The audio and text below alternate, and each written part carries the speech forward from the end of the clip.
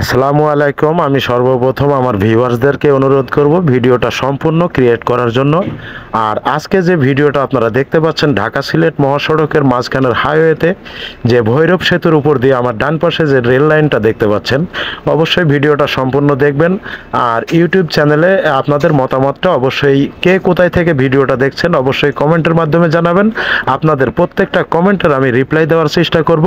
অবশ্যই আপনারা নাম ঠিকানা সহ কমেন্ট করবেন যাতে আমার রিপ্লাই দেওয়াটা সুবিধা হয়। তো আশা করি বন্ধুরা ভিডিওটা সম্পূর্ণ দেখার জন্য আপনাদেরকে আমন্ত্রণ রইল।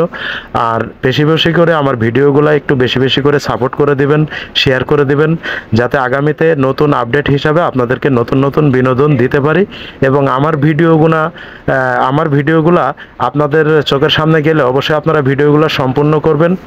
সম্পূর্ণ করার পরে আপনাদের মতামত জানাবেন এবং আমি আপনাদেরকে চেষ্টা করব আপডেট নতুন কিছু দেওয়ার জন্য, যাতে আমার ভিডিওর মাধ্যমে আপনাদের প্রশান্তির ছায়াতলে চলে আসতে পারি।